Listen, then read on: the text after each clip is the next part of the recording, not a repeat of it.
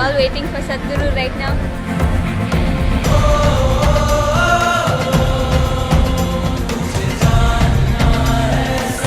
We are very thrilled.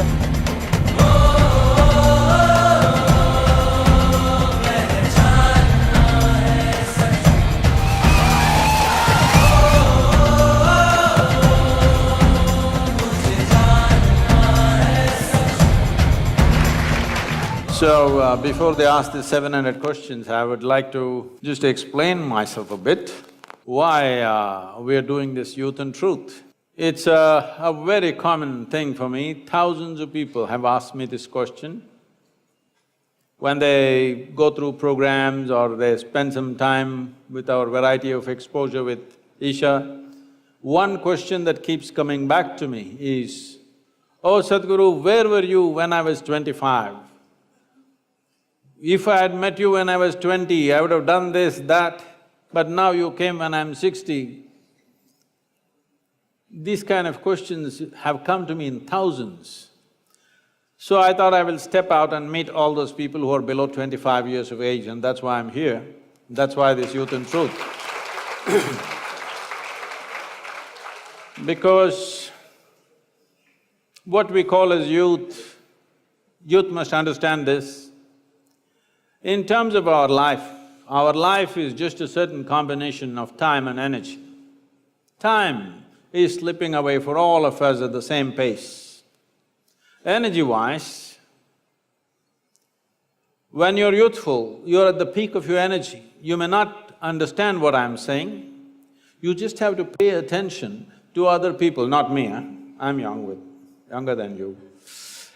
Other people who are of a certain age, you will see they don't have the same energy as you have, because it is only in that phase of life which we call as youth where you have the maximum amount of energy. When this energy is there, because life is energy, when this energy is there, if there was clarity and balance, phenomenal things would have happened. The biggest problem with youth is always that there is too much energy, not enough clarity and balance. So we thought in some way if we can contribute to bringing clarity and balance to the youth of this nation, and then we are taking it globally after we go through India, I think we could have a fantastic generation, because if the next generation after us is not in some way better than us, I think it's a wasted generation. At least one notch better than us you must be, and the next generation that comes must be better than you. Only then human civilization has some sense, otherwise there is no sense. So, it is in this endeavor, but do not think any particular question is too frivolous or irreverent or something. You can ask whatever you want. Sadhguru, before we proceed to the questions, we would like to introduce ourselves. Yes, ma'am. So, I'm Kavya. I'm studying my 4th year architecture in School of Architecture and Planning. Good evening, everyone. I'm Swatika. I'm doing my 3rd year in School of Architecture and Planning. At the end of this, she's going to mimic me. Good evening, everyone. I'm Akash, studying 4th year BE Industrial Engineering, CEG.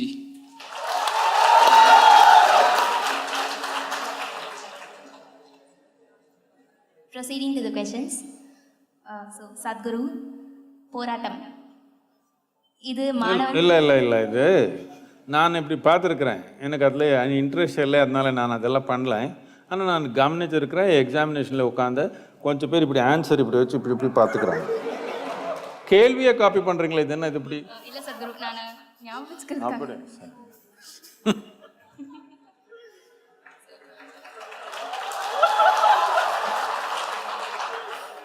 போராட்டம் இது மாணவர்களாகிய எங்களோட ஒரு ஆயுதமாக நாங்கள் கருதுகிறோம். இப்போது ஏதோ ஒரு அதிருப்தி எங்களுக்கு சமூகத்தில் ஏற்படுதுன்னா அதை போராட்டம் மூலமாக தெரிவிக்கிறோம். ஆனால் இது மட்டும்தான் வழியா? போராட்டம் தவிர வேறு எதுவும் வழி, அதிருப்தியை தெரிவிக்கிறதுக்கு வேறு எதுவும் ஒரு நல்ல வழி இருக்கா? தமிழில் பேசணுமா? நான்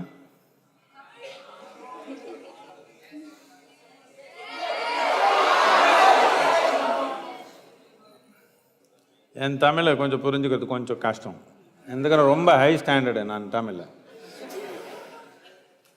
எழுத்து தெரியாது, அதனால கொஞ்சம் ஸ்டாண்டர்ட் அதிகம். நான் போராட்டம்னா தமிழில் என்னென்ன இருக்கோ அதில் சும்மா உட்கார முடியும், அமைதியாக உணவு சாப்பிட்டாமல் உட்காந்துக்க முடியும், கல் வீச முடியும், பஸ் எரிக்க முடியும், யாருனால வெட்ட முடியும், எல்லாமே போராட்டம் தானே. எது பற்றி சொல்கிறீங்க? இப்போது கவர்மெண்ட்னே எடுத்துக்கலாம். ஏதோ ஒரு விஷயம் அவங்க செய்கிறது நம்மளுக்கு பிடிக்கல, அவங்க செய்கிறது நிறைய பாதிப்பை ஏற்படுத்துது அப்படின்னும் போது அந்த விஷயத்தை ஒரு அதிருப்தியாக ஒரு நல்ல முறையில் யாருக்கும் பாதிப்பை ஏற்படுத்தாமல் நடத்துறது, அந்த விதமான ஒரு போராட்டம் தான் சொல்கிறேன். சரி, இது நம்ம ஜனநாயகம்னா இதில் பலவிதமான கருவி இருக்குது. எது நமக்கு சரின்னு தோணலையோ அது வெளியப்படுறதுக்கு பலவிதமான கருவி இருக்குது. அந்த கருவி செயல்படலைன்னா அது லீகல் கோர்ட்டு மூலமாக கூட போகிறதுக்கு வாய்ப்பு இருக்குது. ஆனால் நாம் எப்படி பண்ணுறோன்னா, நாம் யார் எதுக்கு கவனம் கொடுக்க மாட்டோம். அது கோர்ட்டுக்கு போயிடுது, யாரோ சண்டை போட்டுக்கிறாங்க, யாரோ ஒரு வெஸ்டட் இன்ட்ரெஸ்ட் இருப்பாங்க, அவர் தான் கோர்ட்டுக்கு போகிறாங்க. சாமானிய மக்கள் அதெல்லாம் கவனிக்கவே இல்லை, ஏதோ நினச்சிக்கிறாங்க. கோர்ட்டுக்கு போய் நமக்கு எதிர்முறையாக எப்போ வந்துடுச்சோ ஜட்ஜ்மெண்ட்டு, அப்போ போய் ரோட்டில் நாம் போராடுறோம். இது கொஞ்சம் சரியில்லை. என்னத்துக்குன்னா, கோர்ட்டில் ஜட்ஜ்மெண்ட் வந்தப்போ நமக்கு பிடிக்கலன்னு என்ன அர்த்தம்? அப்படின்னு அடிப்படையான சட்டம் ஓடிக்கிறதுக்கு முயற்சி பண்ணுறோம். அது சரியில்லை. நாம் நம்ம சமூகத்தில் நமக்கு எது எது முக்கியமானது அது எல்லாமே நம்ம கவனத்தில் வச்சுக்கணும். ஏதோ சரியாக நடக்கலைன்னா அதுக்கு பலவிதமான படி இருக்குது ஜனநாயகத்தில். முதல்ல என்ன பிரச்சனை என்னென்னா, நம்ம இளைஞருக்கு நம்ம கல்லூரியில் நமக்கு ஒரு ஜனநாயகத்தில் நம்ம எப்படி ஈடுபடுறதுன்னு சொல்லி கொடுக்கல. ஏதோ 5 வருஷத்துக்கு ஒரு தடவை ஓட்டு போடுறதே பெரிய வேலைன்னு நினச்சிக்கிறாங்க. அதே போட மாட்டாங்க நிறைய பேர், அதே பெரிய வேலைன்னு நினச்சிக்கிறாங்க. அப்படி இல்லை. ஜனநாயகத்தில் பல நிலையில் நமக்கு ஈடுபடுறதுக்கு வாய்ப்பு இருக்குது. ஆனால் நம்ம கொஞ்சம் கவனமாக நம்ம சமூகத்துக்கு எது நல்லது எது கட்டுதுன்னு கொஞ்சம் கவனித்து பார்த்துருந்தா அந்த படி நம்ம எடுக்க முடியும். ஒன்றும் எடுக்காமல் சுப்ரீம் கோர்ட்டில் போய் தோல்வி போன அப்புறம் நாம் போய் ரோட்டில் ப்ரொடெஸ்ட் பண்ணிக்கிறோம். இது சரியான முறை இல்லை. அப்போ சத்குரு வேறு அந்த ஜனநாயகம்லாம் விட்டுருங்க, ரூல்ஸ் எல்லாம் விட்டுருங்க, அதை தவிர்த்து வேறு என்ன பண்ண முடியும்? மக்களால் எதுவுமே செய்ய முடியாத சூழ்நிலையில் இருக்கும்போது ஒன்று நாம் என்ன புரிஞ்சுக்கணுன்னா, ஜனநாயகம்னா எல்லாருடைய ஆர்வங்களும் இருக்குது. இல்லை என்னுடைய ஆர்வம் மட்டும் இல்லை, எனக்கு ஏதோ ஒரு ஆர்வம் இருக்கலாம், உங்களுக்கு ஒன்று இருக்கலாம். ஆனால் மக்களுக்கு என்ன ஆர்வம்ன்றது கூட பார்க்கணும் தானே. இந்த ஆர்வம் பார்க்கறதுக்காக தான் நாம் எலெக்ஷன் பண்ணுறோம். நமக்கு யார் வேணுமோ அவர் எலெக்ட் பண்ணுறோம். அந்த சிஸ்டம்ஸ் எல்லாமே நாம் கொஞ்சம் அப்படி லூஸாக பண்ணி வச்சுருக்குறோம். இதுக்கு நாம் ஏதோ அரசியல்வாதி அப்படி பண்ணுறாங்க, அரசியல்வாதி இப்படி பண்ணுறாங்க. நாம் தானே அப்படி இருக்கிறோம். நாம் ஜனங்கள், நாம் தான் நாயக்கர். இந்த நாட்டில் ஜனங்கள் தானே நாயக்கர். நாடு சரியாக நடக்கலைன்னா நாம் தானே.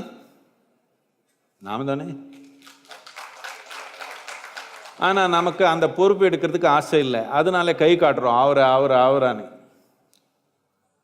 இதெல்லாம் நம்ம கையில் தான் இருக்குது, நம்ம கையில் எடுத்துக்கல. பொறுப்புன்றது இன்னொருத்தர் கையில் கொடுத்துட்டு அதுக்கப்புறம் அதிகாரம்ன்றது என் கையில் இருக்கணும்னா இது நடக்காத வாழ்க்கை. யார் கையில் பொறுப்பு இருக்குதோ அவர் கையில் தான் அதிகாரம். அப்படி தானே வாழ்க்கை, அப்படி தானே நடக்குது. வீட்டில் இருந்தாலும், காலேஜில் இருந்தாலும், நாட்டில் இருந்தாலும் இப்படி தானே நடக்குது. யார் பொறுப்பு எடுக்கிறாங்களோ அவர் கையில் தானே அதிகாரம் இருக்குது.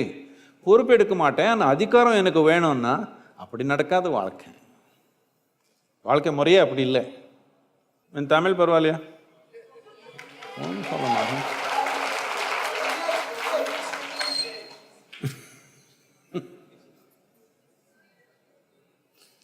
Anna University promotes a lot of sports. I'm also a sports person, a chess player. Whenever I play a game against a stranger, a person I don't know, I tend to bring out my full potential and play without worrying about the outcome of the game. But when I play against someone known to me, it becomes very hard to bring out that potential. What should I do to overcome this? Known to you means a known competitor or a friend? A known person. a friend. You don't have to win against a friend, it's okay. And anyway, if you're playing about a serious competition against an opponent, you must understand, the more familiar you are about his ways of doing things or her ways of doing things, the more enabled you are to defeat that person. So, an opponent should never be a stranger. Today, all sports people are spending hundreds of hours watching videos of their opponents. This happened in the year 98, 99. Andre Agassi and Boris Becker played 3 games. Boris Becker beat Andre Agassi because he had such a… he was called Boom Boom because… Boris Becker was called Boom Boom because of the service. His serves were so powerful, there was no game. Every time he will serve and finish the game. Nobody returns the ball. So, Andre Agassi went back and studied hundreds of hours of Boris Becker's serves. Then he figured it out. Then in the next 3 years, he played 11 games with him and beat him on 10 of them. And I'll tell you what happened. After Boris Becker retired, they met in Germany, there's something called the Oktoberfest in Germany, they were there. And at that time, they were together and Andre Agassi thought, okay, anyway he's retired, now I can tell him. Because this bothered Boris Becker big time, nobody can beat him, but this guy's getting at him. So he told him, see, I observed your videos continuously and I figured out that whenever you're serving the ball towards the boundary line, Boris Becker, if you know, when he's serving, his tongue sticks out a little bit. When he throws the ball up and comes down, his tongue sticks out. He said, whenever you're serving towards the boundary line, your tongue goes to the left. When you're serving straight, it comes out straight. I observed this, the moment your tongue sticks out to the boundary line, I was already there every time taking the ball. So, Boris Becker literally fell off his chair, he couldn't believe this. And he said, any number of times I went home after the matches and I told my wife, he seems to be reading my mind. But you've been reading my tongue. It's almost spoken. So, your opponent should be never unfamiliar to you. You must make him familiar. You must know him better than he knows himself. It's most important.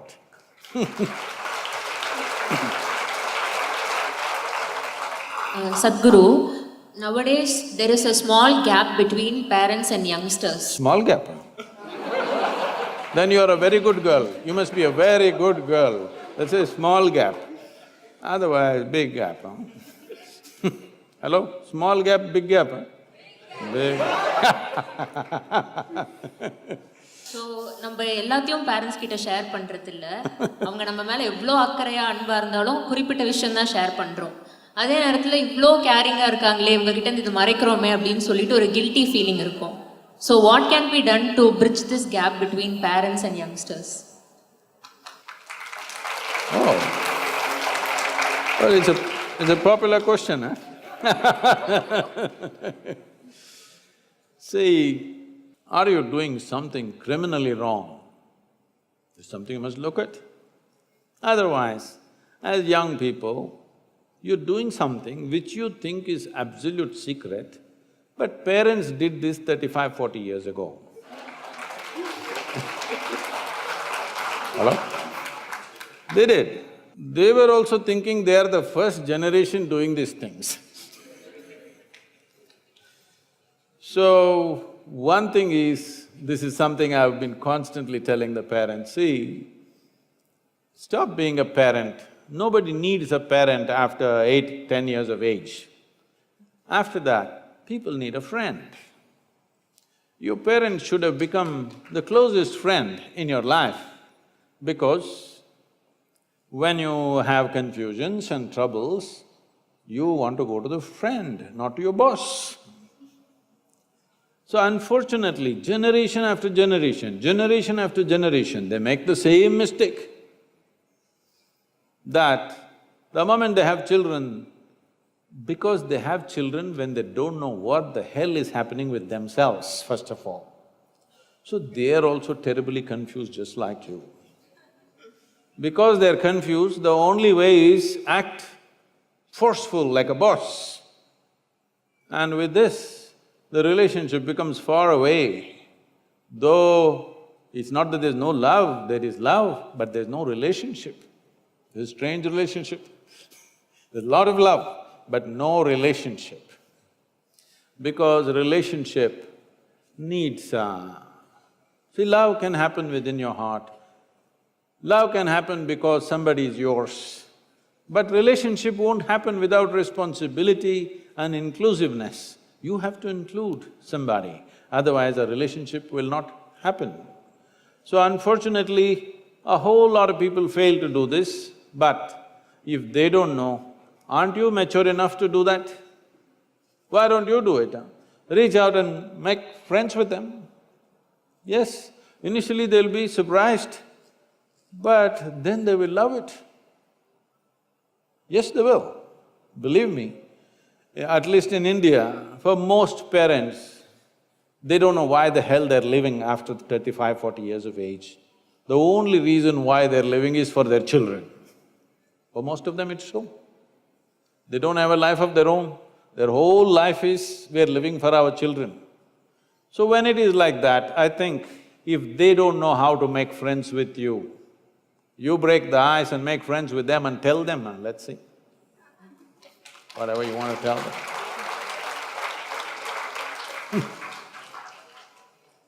Sadhguru, in my school and college days, I have seen that a lot of highly intelligent people, they tend to keep to themselves. They tend to not do the normal things that people do to be happy. Like, they don't go out, they don't chill, they don't party. They tend to just be concentrated in their work. But are intelligence and happiness tied in any way? See, there are many kinds of pleasures in life. There are physical pleasures, there are biological pleasures, there are intellectual pleasures, there are pleasures of deeper intelligence, there are pleasures of emotion, there are pleasures, enormous pleasures of consciousness. So, someone who is enjoying the pleasure of their intellect or intelligence, for them, what you think is chill in a pub or whatever doesn't make sense to them, because they're enjoying something else.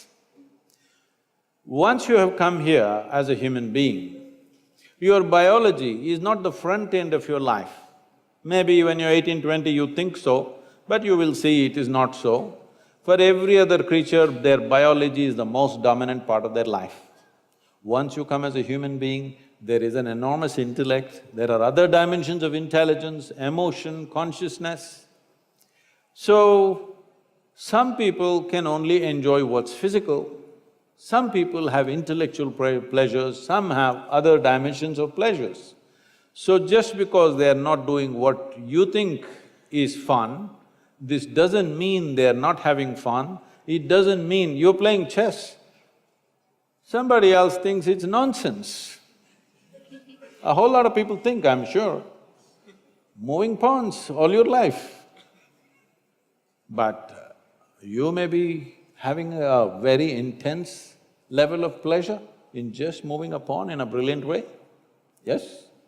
So, what kind of pleasure one is involved in may be different, and it should be so. If everybody is into the same thing, that's a dumb society.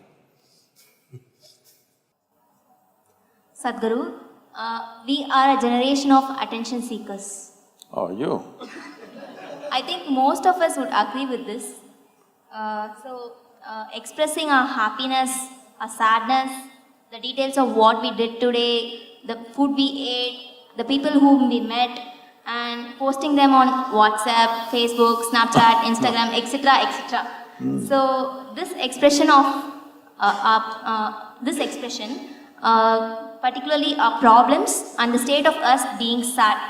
Rather than seeking a solution, speaking to a friend, we tend to post it and then tell the whole world out loud that we are sad. So, is this expression of us on social media wrong? And also the attention seeking. Is this expression of us on social media and the attention seeking wrong? It's not about right and wrong, it is just that at this stage in your life, today, you say something, good or bad, doesn't matter. We don't even want to judge it's good or bad, something private. But you must understand this, particularly with digital media, the damn thing stays for your lifetime, okay? If you wipe it off your Facebook, somebody else will be storing it somewhere. And this may come and confront you somewhere when it is not necessary after 20 years in your life. Yes? So today what you are may be embarrassing for you after 10 years' time.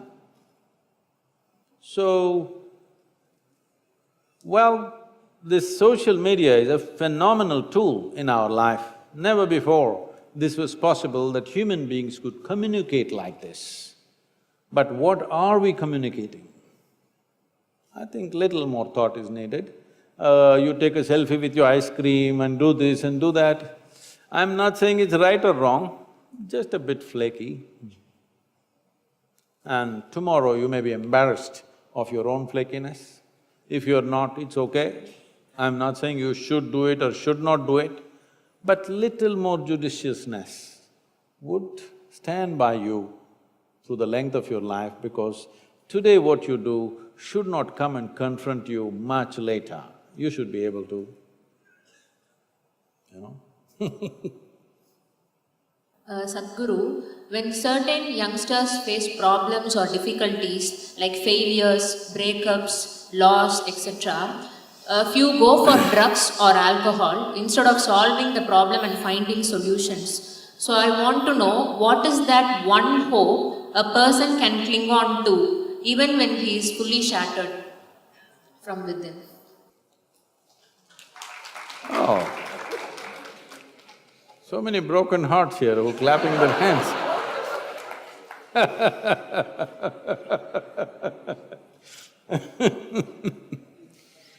So, when he is fully shattered, what can he do? The question is, do you want to allow yourself to be fully shattered? That's a question. And many things that don't work out in your early life, you will see later on, it is a great blessing. Yes. There are many ways to look at this. Let me tell you this. This happened in 1941.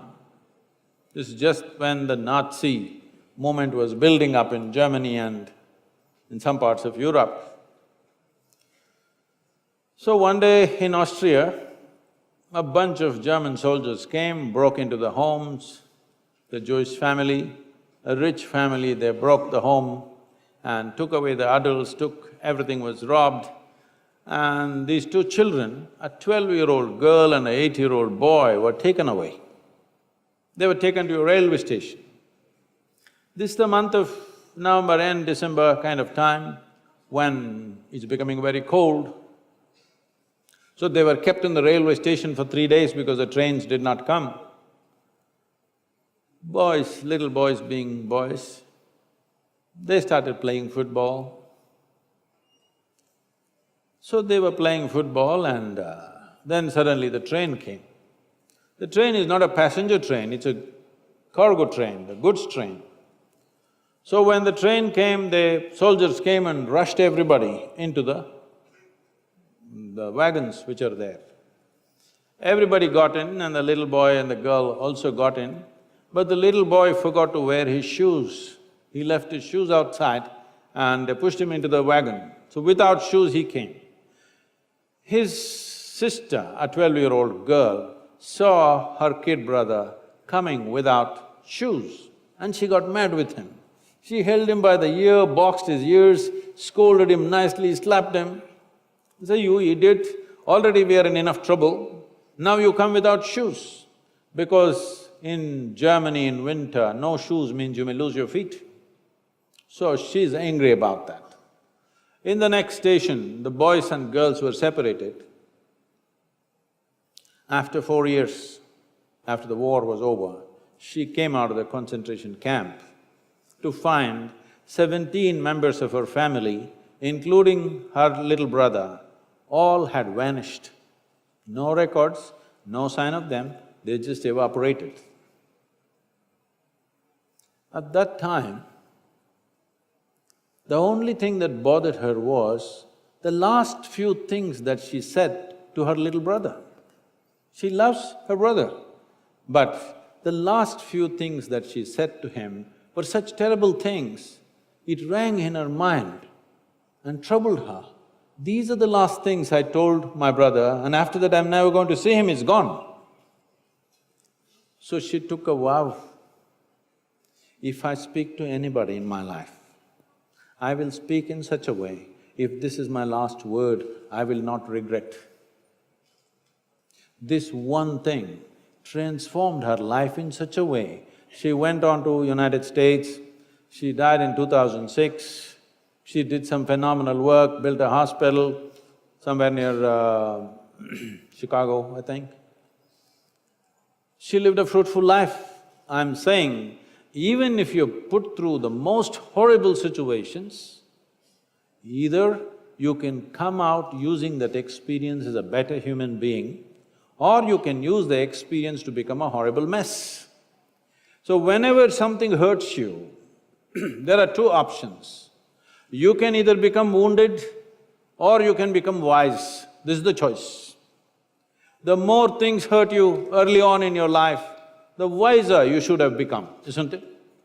But unfortunately, most people become wounded. This is simply because they just need an excuse to turn their own intelligence against themselves, that's all.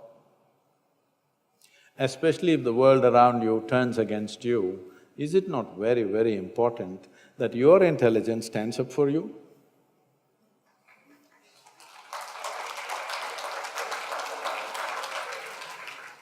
We are not really satisfied by the government's administration.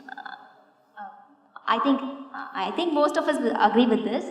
And so, for example, speaking of Chennai city, it has got a very beautiful landscape, but the city's sewage system and the waste management system, it's a problem. It's an issue that has to be addressed. It's the responsibility of the government to frame a system that works well. So it's our responsibility now when we become the future leaders. So what should we do that the present leaders lack, and how can we improve from them, and how can we be better leaders? Oh, I thought you asking me a politically loaded question, but you softened it up very nicely. Yeah, I'm not trying to be playing with words, but fundamentally we must understand that in many ways, we only get the leaders we deserve. This may be hard to digest, but that's the fact. I'm asking a simple question. How many of you ride a motorcycle or drive a car or something? Hello? Okay.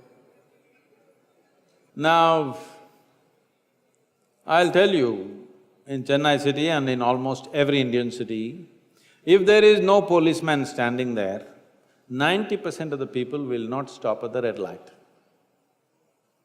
These are all essentially lawbreakers. If you make them into chief ministers or prime ministers or any kind of ministers, what do you think they will do?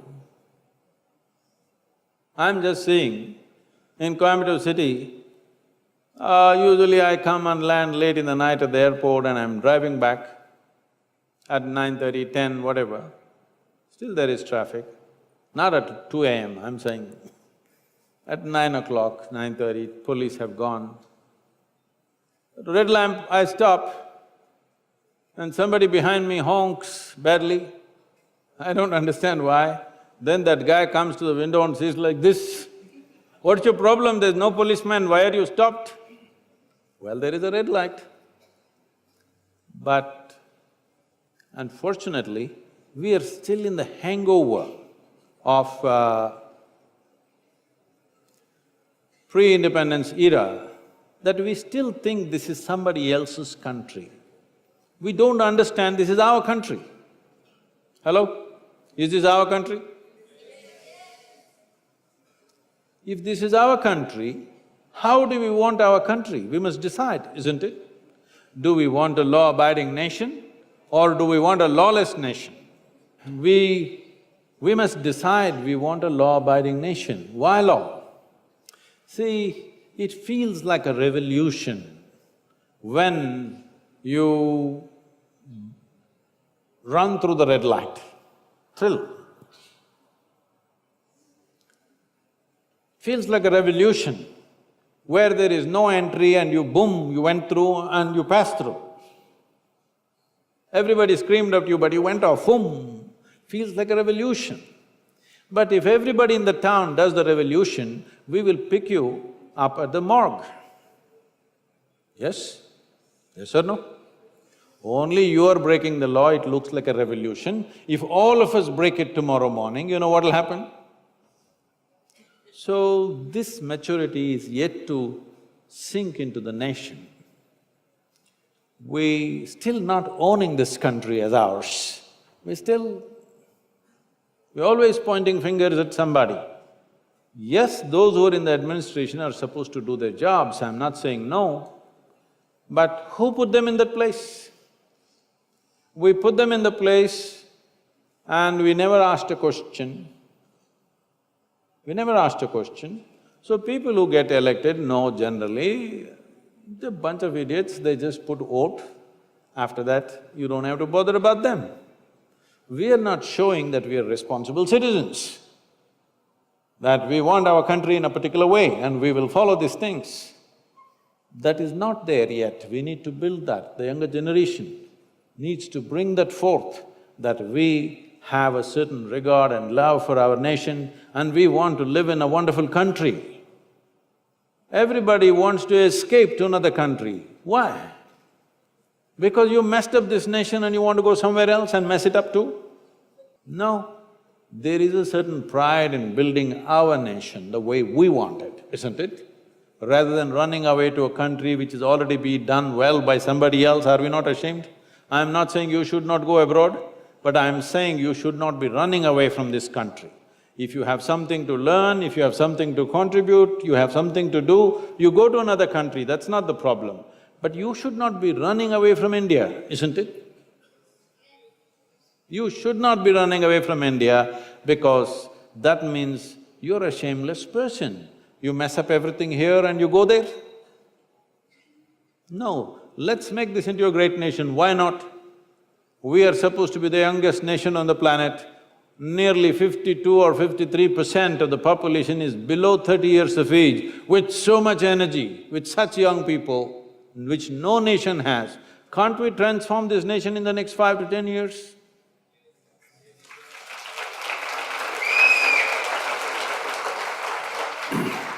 You want to clean Chennai? Yes, Sadhguru. I'll tell Not you. just to clean Chennai, the whole of the state and the country. I'll tell you a story. About 2 years ago, Sujata is here, 2 years ago they declared Mysore city as the cleanest city in the country. Then people called me from Mysore and said, Sadhguru, 37 years ago you started Clean India project in Mysore, which went on for over 2.5, 3 years. Since then many things happened. At last it's worked after 35, 36 years, okay? So when we want something, this is how it is. When we want something big, this is how it is. It's not going to happen day after tomorrow. If we are committed, why will it not happen? It will happen. It can be done. You tell me your Anna University, how many people are there, how many students? About 10,000 including… 10,000? Including all the campuses. Okay. You give me 5,000 people. You know what? 5,000 people just for 25 Sundays in a year. I will make Chennai clean for you.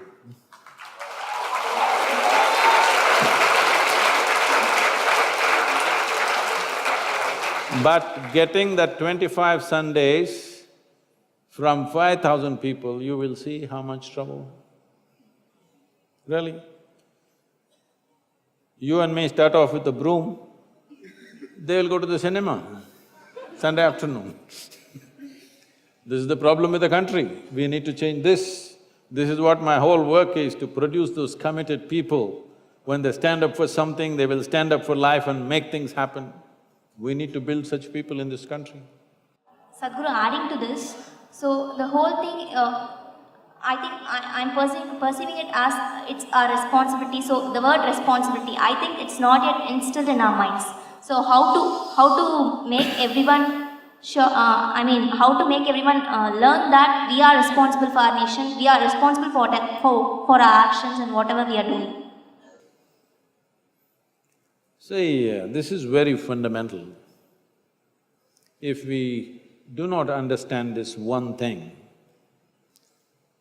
then we are messed up. One reason why we are messed up is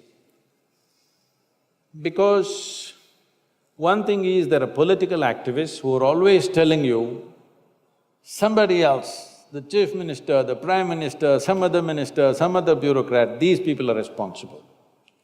And there are nice, pious, religious people, they all think God is responsible. Both these people are unfixable. Essentially, the movement that we call as inner engineering is essentially about moving the world from religion to responsibility. From looking up to looking inward, that if human beings do not explore the full depth and dimension of their potential, then human societies will not rise. This is a culture, this is a nation which has produced phenomenal human beings in the past, incredible human beings, geniuses, not one or two, in hundreds. But today, we are struggling for various reasons. One fundamental thing is we've been an occupied nation for too long, we become subservient, we don't see that this is our country, we are responsible for this, we still think we can blame somebody, there's nobody to blame. It's our nation. There are no English people. If the English people were here, we could have said it's because of these people. They are gone. If we make a mess out of it, it's ours. If you make a fortune out of it, it's ours. Sadhguru, people who are different in society, who take the road not taken, they are berated by society and hated. They are not accepted by the normal people. These people end up achieving in their lives, but they have to face a lot of problems along the way. Do we need a change at a societal level or an individual's level? See, if you're different, if you think you're different, I look very different from all of you. If you think you're different, first thing you need to understand is you learn to respect other people. They are different from you. But you think they're all bunch of idiots and only you are brilliant. Now they will trouble you, for sure, and they should. Hello? The moment you're a little different, you think you are the only brilliant guy here and everybody else is an idiot. So you think they will let it pass? They will make sure you pay the price, and you should. So I'm saying, especially if you think you're different, it's very important you learn to respect everybody else for what they are and learn some humility. Already you're a freak. When you're a freak, you must be a little, See, that's why I'm always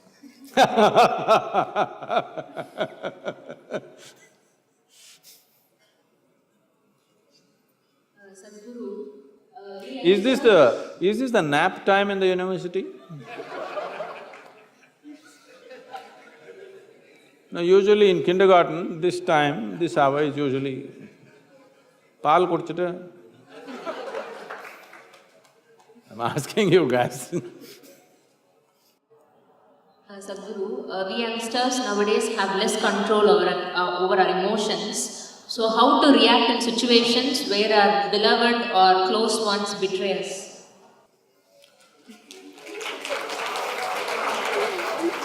This girl is already heartbroken. See, somebody can betray you or you can think they will betray you only because you have unrealistic expectations of them.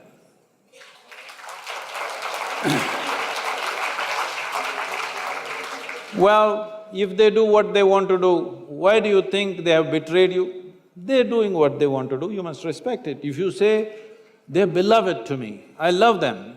If you love a person, should you let them do what they want to do or should they do what you want them to do? No, for most people, love means you must do what I want. No, love means they can do what they want and we will love them, isn't it? No, you have this thing that if I love you, you must listen to me. No, if I love you, I want you to do what brings joy to you, isn't it? Understand the concept of your beloved. But Sadhguru, I have a doubt regarding this. What if our loved ones are going in a way that's not good for them and we want to correct them and that's why we are telling them? Then you should have been the mother.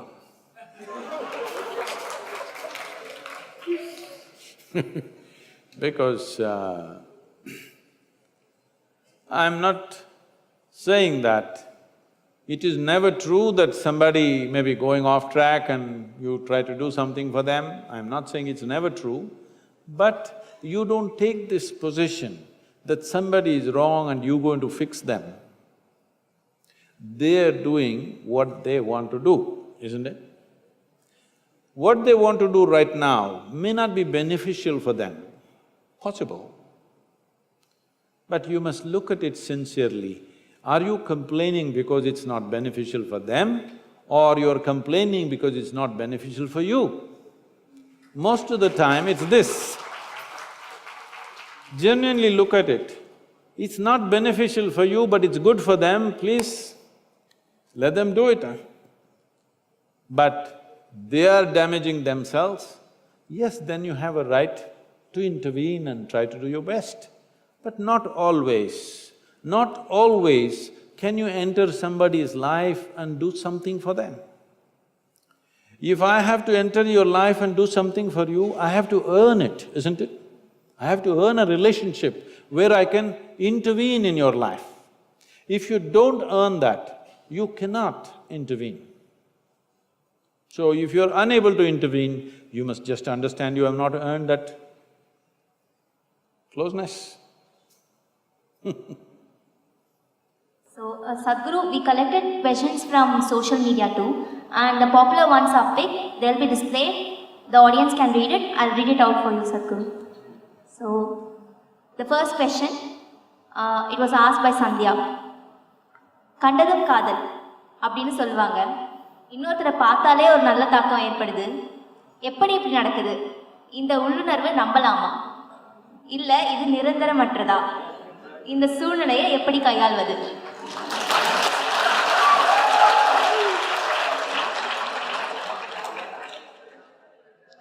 It means you're in a hurry. It means you're in a big rush. Well, you must understand this. There are many aspects to this. These terminologies come from another time. Love at first sight is what you're talking about, right? Am I right? Yes.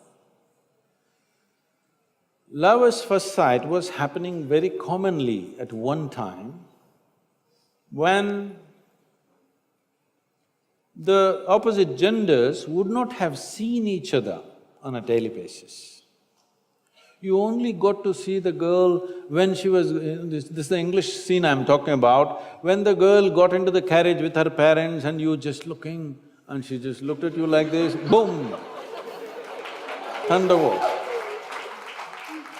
Now she's walking with you, talking with you, studying with you. Now it'll take time. And it's good it takes time. More time it takes, the better it is. So, these kind of terminologies come from another time when there was no exposure between genders. The first girl you saw, boom! So, you may be drawn to a certain person, that is a different thing. But these things are essentially lack of exposure. If you have sufficient exposure, you will see, you will look at somebody carefully and you don't go boom like that. You'll take your time and it's good. It's good that you take your time to form proper, strong relationships that'll last. And see, you make a relationship in life because somewhere you think two is better than one, isn't it? Two may be better than one for you, but you may be a nuisance in the relationship. Yes. So, before you form any relationship of some gravity in your life, first thing is, just look at this one. Is this one good enough for everything in the world? Because youth is a time when you must build this one. Don't be in a rush to live. Don't be in a rush to live when you have to grow. In Tamil Nadu, in southern India, there is a certain wisdom among the farmers, mango farmers especially. If you plant a mango sapling, within 12–14 months when the season comes, it'll flower. But you will see farmer will go judiciously plucking off all the flowers, because if you allow it to fruit, it will come out with one or two fruits in the very first season. But if you do that, that particular tree will never grow to full size. So first 3 years, all flowers are taken off. Only when the tree has become strong enough, you allow it to come out with a fruit. So there is a time to grow and there is a time to live. Too early if you try to live, then you will see growth will not happen, because growth happens at a certain time very easily. Later on, not that it cannot happen, it'll become more difficult because life will engage you in many different ways. So when you're young, when you're studying, this is the time to grow on all levels, physically, mentally, emotionally, energy-wise. You must maximize yourself. Then you try to live. If you try to live too early, you will not become of much substance. If you're not of much substance, the person that you hold relationships with, if they grow well, they will look at you and wonder, why did I get trapped with this one? Yes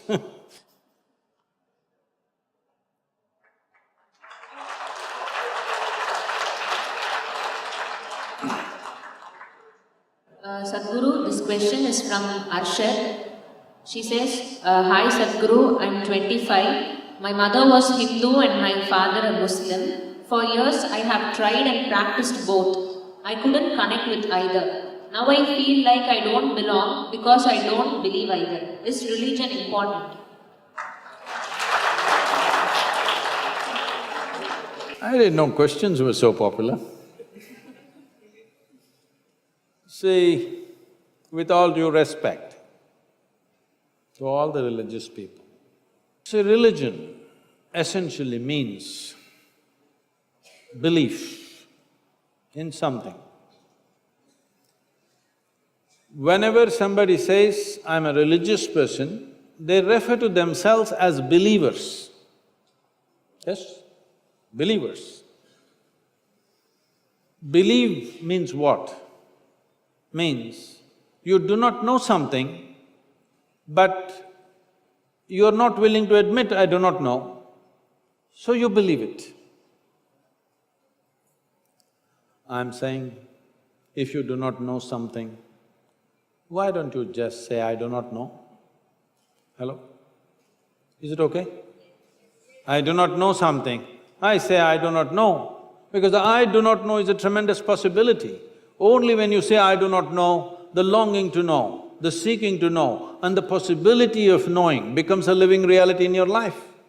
Everything I do not know, I believe.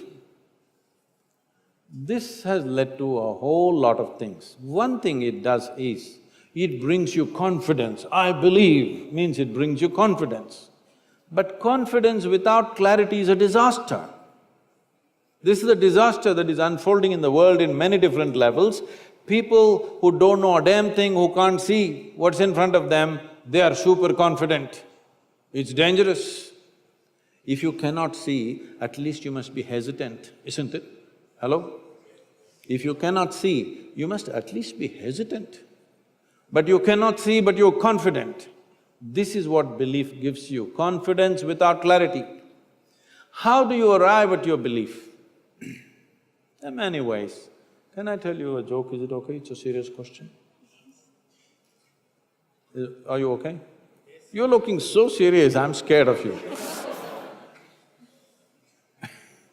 This happened in New York City. An 8-year-old boy came home from school in the afternoon. At home, he had a very progressive mother. Obviously, she was single. He came home and asked, Mama, is God man or a woman? See, this is a big debate in America. Is God a man or a woman is a very big debate in America. You know, in the last election, they tried to settle it and you know what happened. The mother thought, being a progressive woman, she thought through all this gender politics that are going on in the country, and after much thinking, she said, both. Then the boy went into deep thought. After some time, he came back and asked, Mama, is God black or white? You know, in the previous election, they tried to settle this issue. Because racial politics is a very big thing. She thought through all the racial politics that are going on in the country. After much thinking, she said both. Then the boy went into profound thought. After much thinking, he came back and asked, Mama, is God straight or gay? She thought through all the politics concerned with that aspect of life, and she said, both. Then the boy jumped in joy, I got it, it's Michael Jackson.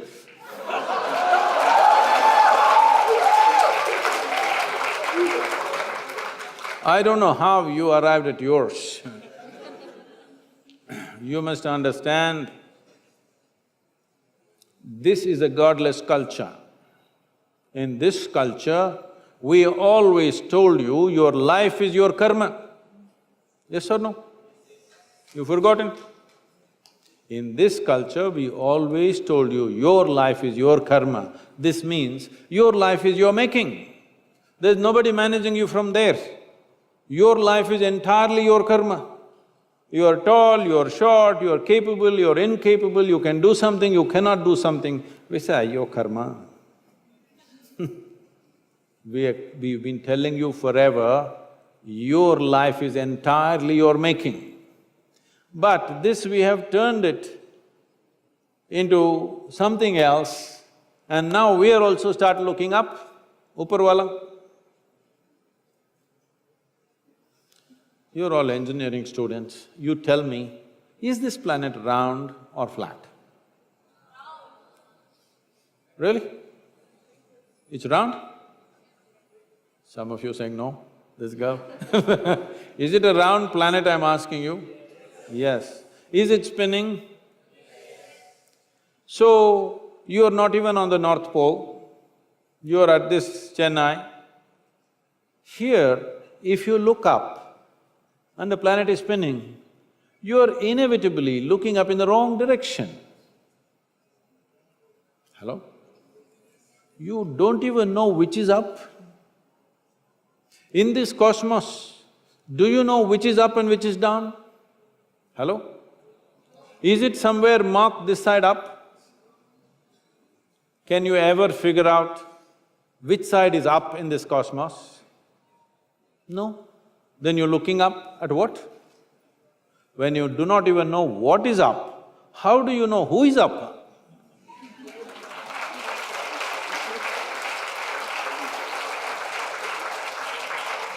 Does it mean to say, I created the universe? No. Obviously, before you and me came, everything was here, isn't it? So now, you must at least say, I really don't know. The problem is, somebody is a theist, somebody is an atheist. They are not different people, just different clothing, same nonsense. One person believes what he does not know in a positive way, another person believes what he does not know in a negative way. Both of them are believers of something that they do not know, isn't it? What is the problem with the human being? That you cannot admit, I do not know? It's so wonderful of you, so human of you to say, I do not know, isn't it? If you do not know, if you realize that you truly do not know, your intelligence will be always alert, it never sleeps. Always, every moment of your life. Even in your sleep it'll stay awake if you realize, I truly do not know. This believing has made you just eat pongal and, just become lethargic. The world has become lethargic. When I say lethargic, not physically, intelligence has become lethargic because they believe something. Everybody believes some nonsense. Can we be straight enough? The youth of this nation, I'm asking you, the youth of this nation, are we straight enough to say, what I know, what I do not know, I do not know? Is this okay with you? The youth of India, I'm asking you. Sadhguru, this question is from Kunal Galwani. From yogis of ancient times to popular movies like Interstellar, there have been stories and some seemingly real instances about time travel. Is time travel really possible? If yes, how can I make myself capable of time travel? You want to go back to the past or future? He didn't tell you. See, these things have been misunderstood very badly because science and mysticism is coming to you from Hollywood movies, unfortunately. In this culture, we've had people whom we refer to as Trikalagnanis. There are three dimensions of experience in your life. There is something called as past, which is a bank of memory within you. There is something called as present, which is a living experience right now. There is something called as future, which is the power of our imagination. So your life experience is happening between memory, present experience and imagination.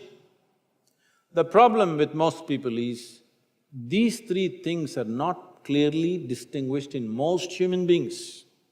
This is why something that happened 10 years ago, you can still suffer, isn't it?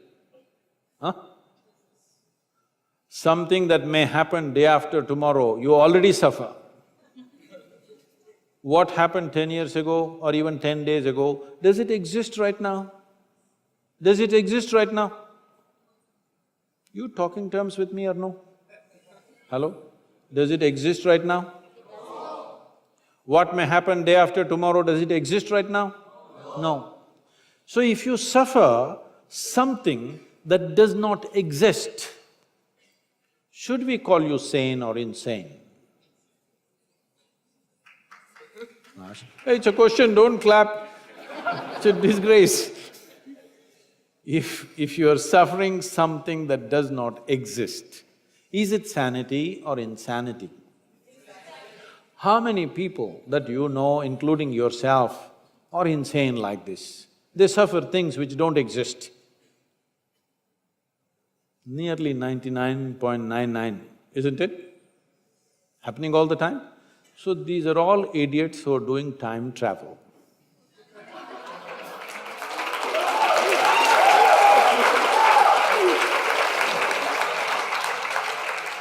Time in the yogic sciences, modern physics always grapples with these two dimensions, time and space, or space and time, that's how they refer to it.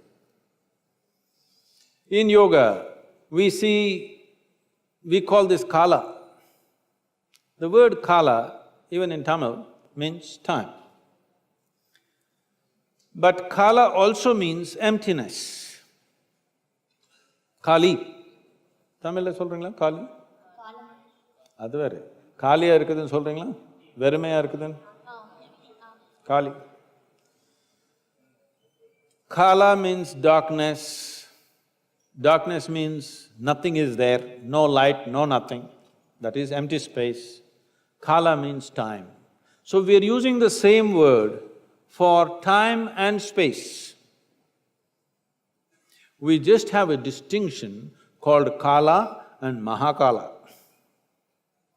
There is time which is caused by revolutions of physical dimensions of life. When I say revolutions of physical dimensions, everything that's physical is in a circular moment. Whether it's an atom or it's a whole cosmos, everything is in circular moment. The planets, the universes, everything. Everything that's physical essentially is in circular moment. So this is kala, the time that you know because of rotation of physical objects.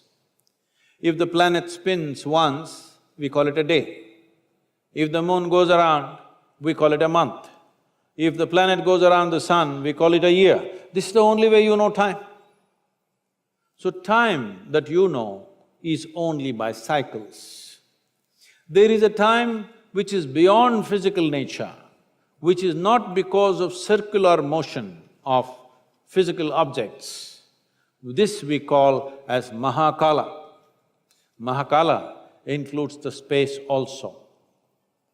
Generally in modern physics, the general understanding is because there is space, because there is distance, there is time. If you want to travel from point A to point B, you need time.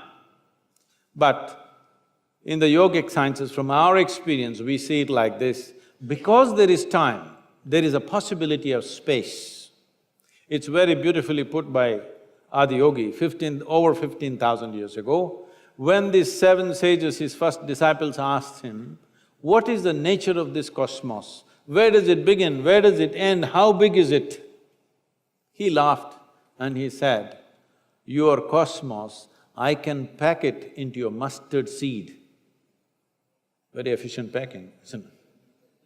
He said, this entire cosmos, I can pack it into a mustard seed because it is only a consequence of time. The space and the distance is only a consequence of time. So we call people Trikalagnanis, and we also call people as Akalagnanis. That means timeless people, people who are timeless. Timeless means what? You're sitting here right now. If I make you sit here for another 6 hours, no, it doesn't take that much for you. If I make you sit here for another 2 hours, Sadhguru, at least water. Okay, drink water. Drink water means Sadhguru. That calls, okay, go and come. Another 2 hours, Sadhguru. Okay, we give you that. After that, you don't ask permission. Your body is cycles of time, isn't it? You don't have to look at the watch. If you observe your bladder, you know how much time? Yes or no? It's keeping time. So, your sense of time right now is only because of your physical identity. If you can sit here without any sense of body, then you don't know time. You've heard of people who sat for hours on end, days on end.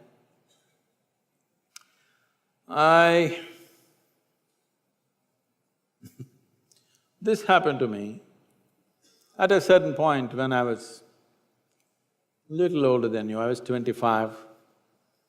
I just sat in one place and suddenly I did not realize time. I thought it's 10-20 minutes, about 4.5 hours had passed. And I was like blowing with ecstasy. Then they started happening more often. If I just sat in one place and I think it's 2 minutes, hours, 7-8 hours have just passed away. One day I sat down and I thought it's maybe 25-30 minutes. I was sitting in a rural space around Mysore, and when I opened my eyes, the big crowd, India being what it is, the garlands around me, people are trying to molest my feet. And I said, where the hell did you come from? Then they say, you've been sitting here for 13 days. I thought it's only 25-30 minutes. Only when I tried to open my legs, I found my knees were locked up. It took a lot of effort to straighten them. But in my experience, I thought it's only 25-30 minutes. But when I say this may be a little difficult to grasp. But have you noticed, on a particular day you were very joyful. 24 hours, poof, went off like 10 minutes. Is that so? Another day you're a little depressed. 24 hours feels like a lifetime. Yes or no? Time is a very relative experience. People say, how long a minute is depends on which side of the bathroom door you are. You go there and knock and they say, hey, just 1 minute, wait. 1 minute.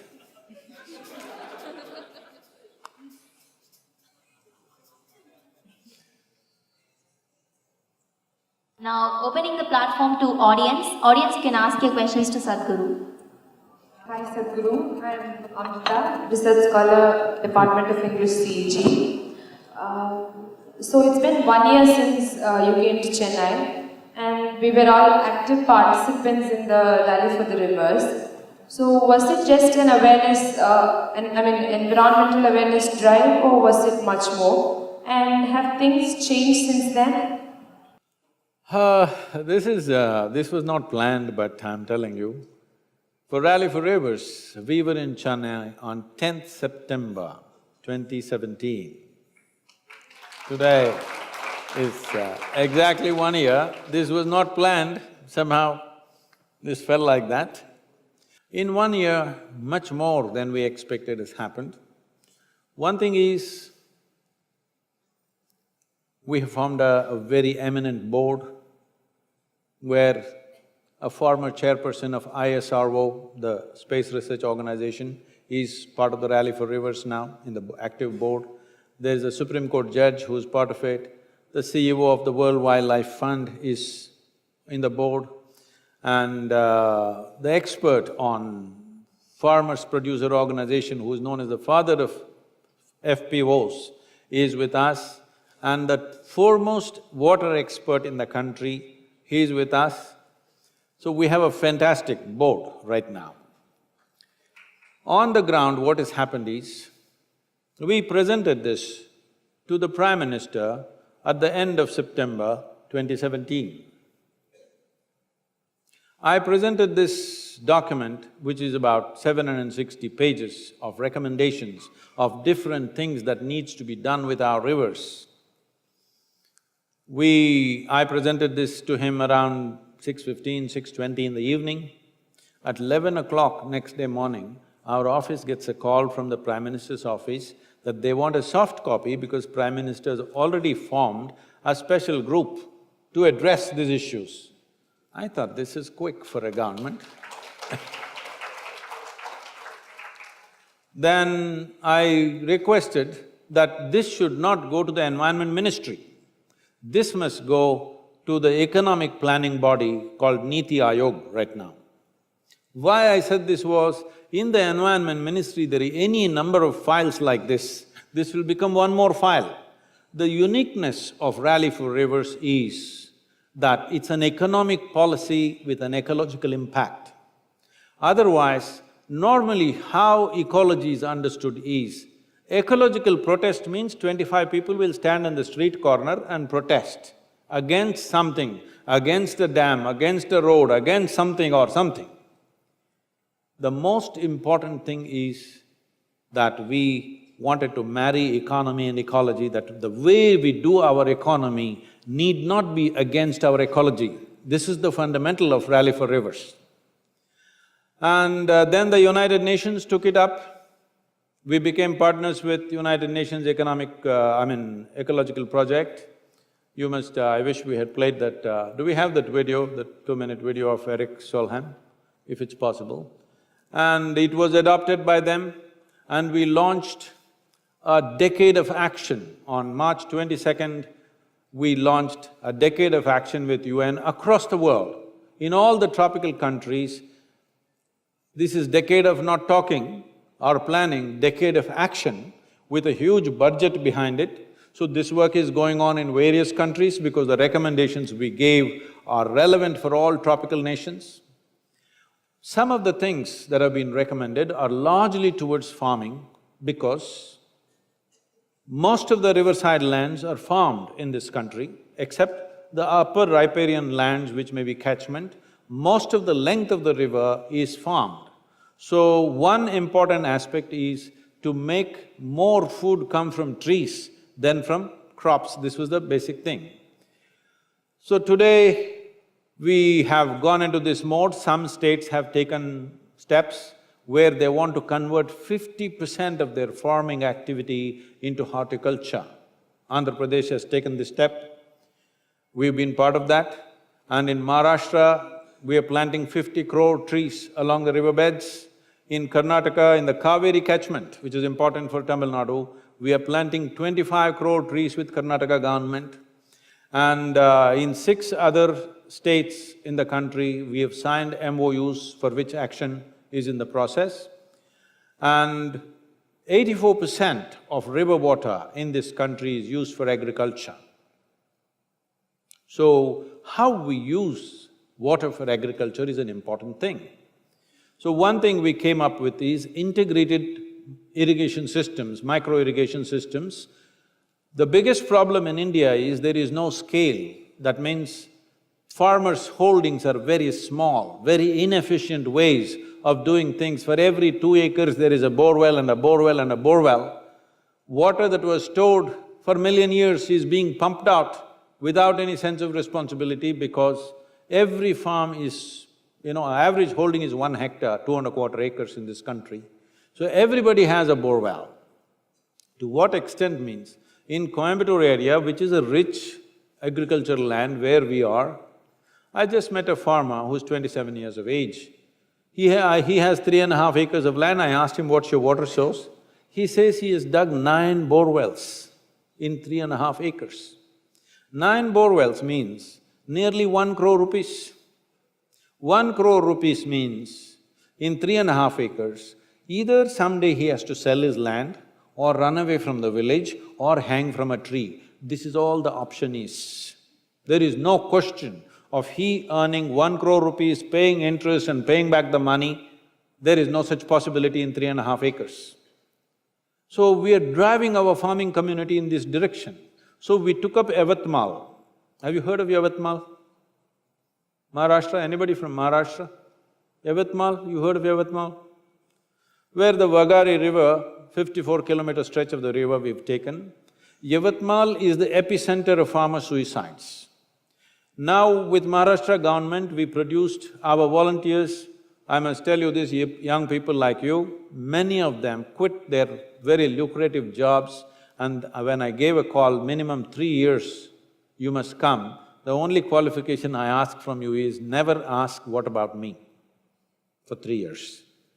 Over 120 people landed up from 17 different states, and they are with us last 6–8 months. We have trained them in various aspects of river revitalization, and they prepared a detailed project report on the ground, meeting every farmer in the area. 7,600 families, every one of them have been met. And I have promised Maharashtra government, in 2 to 3 years' time, we will see Yavatmal doesn't have a single suicide.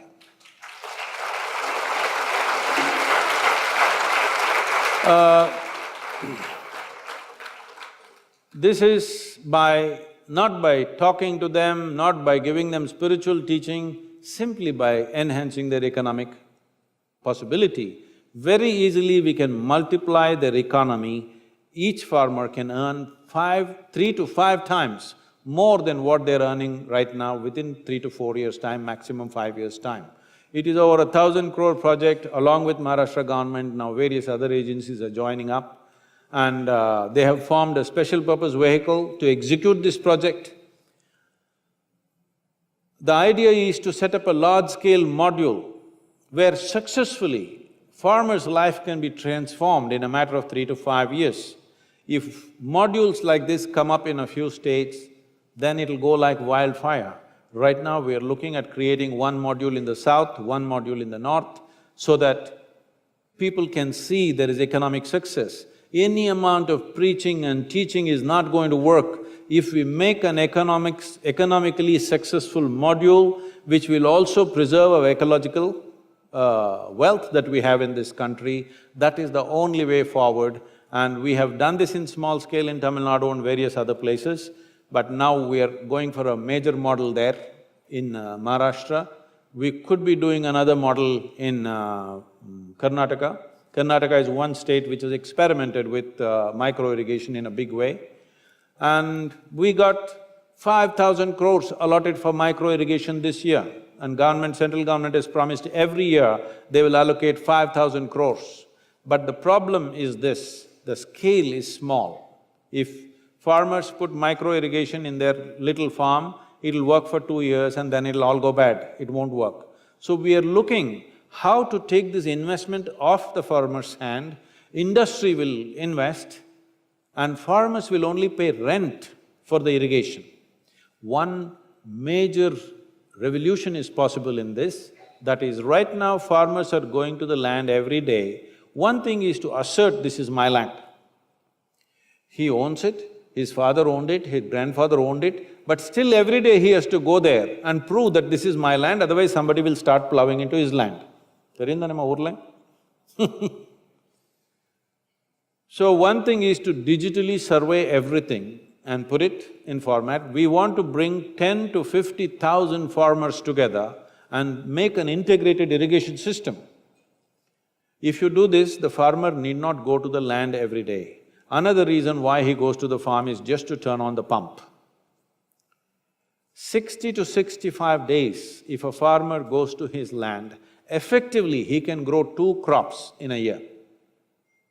This means 300 days in a year, 500 million people, their hands will become free.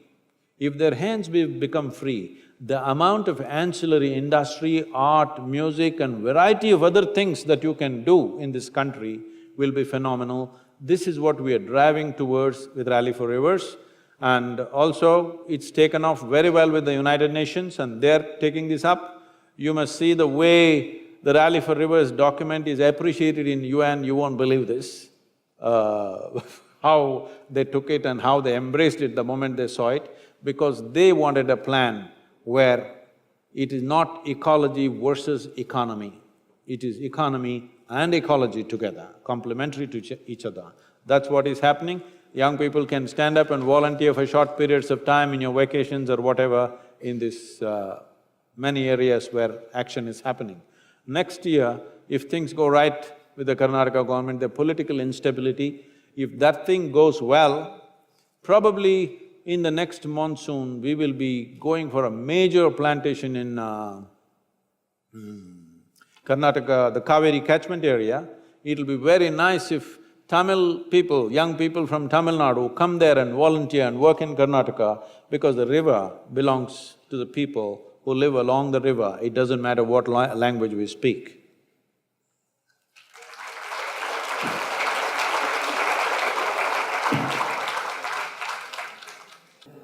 Hi, my name is Abhirami and I'm pursuing my first year in Bachelor's in Computer Science here at CG. So my question is, all of us here have been through more than 15 years of education, but I haven't found an application or use for many of the things I've learned. So why do I find some of the things I learned pointless?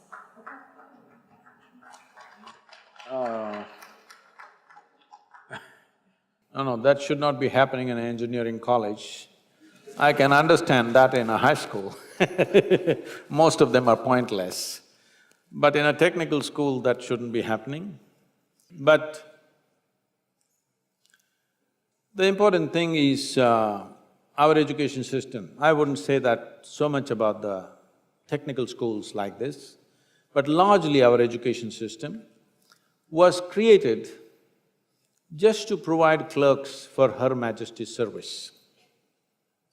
There was no imagination behind it. Obedience was the most important aspect of our education system. This is why you have to just mug up a whole textbook and puke it there, and that's what's supposed to be excellence in education. I wouldn't say that about technical education, I think it's different. So, right now, we wrote a policy on textiles in India, we wrote a policy on the rivers and agriculture. Right now, we are busy writing a policy on education. Of my constant push, recently government announced that in future, in the schools, only 50% of the time in school should be focused towards academics, rest should be focused towards sport, art, music, craft and variety of things. If you do not know this, this was announced just about a month ago. But announcement is fine, but the schools are not equipped to shift. Our schools are made like this. There is a whole lot of… I always said, as much as math and science, there must be that much of music, art, variety of other things. Our schools are managed like this, but that's a small number. Right now, we have convinced the government and government has announced, central government has announced this. But to implement it on the ground, it's still far away because it needs infrastructure, it needs human infrastructure, it needs physical infrastructure, training and various things which are yet to happen in this country, it'll take time. But at least that intention has come, and we are seeing how schools, academic part of the school for a whole lot of children should not be more than 3 to 4 hours a day max. 3.5 hours is all I'm thinking about. Rest of the time, they must learn other things. Right now, we have created a nation where if a farmer's son goes to the farm with his father, father can be arrested for child labor. Yes, really. If you take your child to the farm and both of you are working on the land, people can come and arrest you because you're doing child labor. There is something very dangerous growing in the country. We've looked at this, we've kind of asked so many people. Today, if you ask the farmers in the land, are there people who your parents are from the farming community? Are there children? Only 1 or 2. If you ask any farmer in the country, how many of you want your children to go into farming? It's just 2 to 4%. So in another 25 years, when this generation passes, who is going to grow food in this country? I want to know. You may have technical knowledge, you may do an MBA, you may have various things. Do one thing, go on the land and take out one crop, let me see. It's too complex. We think farming is for the illiterate. It is not so. It is a very complex, meticulous operation. Just because he doesn't have formal education, it doesn't mean that he has no brains, it doesn't mean he doesn't know something, he knows something very vital because of which all of us are eating right now. Yes? Our stomachs are full. But this nation has the danger, of not being able to grow its own food in the next 25 years. So, we are looking at how only a certain number of children need to go into academic education. Others need to learn other skills and variety of other things to do in the country. For their own well-being, not everybody's brains are made for academics, they simply suffer their academic life, a whole lot of them. Some of them have great joy in academics. A whole lot of them suffer their academic thing and the examinations and studying. How people are suffering, I'm seeing. These people should not be doing academics. They should be learning some other skills where their aptitude is. There is nobody to identify what is your aptitude, what is it that you could do well with joy. This needs to happen at an early time. Between the ages of 10 and 15, we must have a process in the education system where people can choose. And above all, it should be made…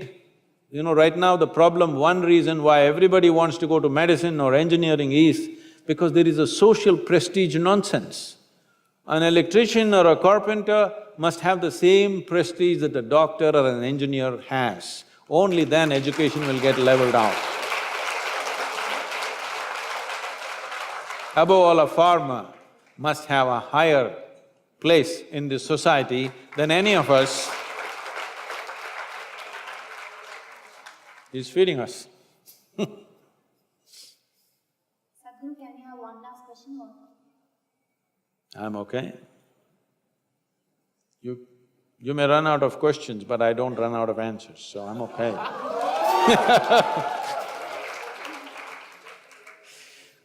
Good evening, sir. I'm Kaushik Aravind from College of Engineering, Guindy. My question is, இப்போ தமிழ்நாடுல ட்ரெண்டிங்காக இருக்கிற விஷயம் பார்த்தீங்கன்னா movie stars, top movie stars அவங்க prime time முடிஞ்சவொடனே டைரெக்டாக பாலிடிக்ஸ்க்கு வந்துடுறாங்க. நிறைய பேர் வரேன்னு சொல்கிறாங்க, ஆனால் வர மாட்டேங்கிறாங்க. But that is different. நாங்கள் டீனேஜர்ஸ் ஒரு காமன் பீப்புள் அவங்கள வந்து மூவியில் பார்க்கும்போது we admire them and we admire their different roles, but should we support their political role? That is my question. Should we encourage them to perform that role? See, as we are a democratic nation, anybody can get into political life. Anybody can become a leader in this country. This is the fundamental right in a democratic process. Now, somebody may be… this has become, it's very cliché to even say this now. A tea seller can become a prime minister. This is a fantastic thing. This is a fantastic thing that in a country, somebody who sold tea on the railway station can grow to become a prime minister. But we are not electing him because he made good tea. We are electing him because we believe he can be a good leader. The same goes for the actor also. Because he is a good actor, you do not elect him. If you think he is going to make a good leader, yes, nothing wrong with the acting profession, as there is nothing wrong with tea selling or anything for that matter. So what their background is, it doesn't matter.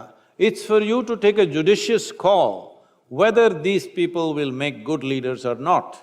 But because you like them in a movie, you make them into leaders in this country, no, that should not happen. But if you believe they will make good leaders, why not?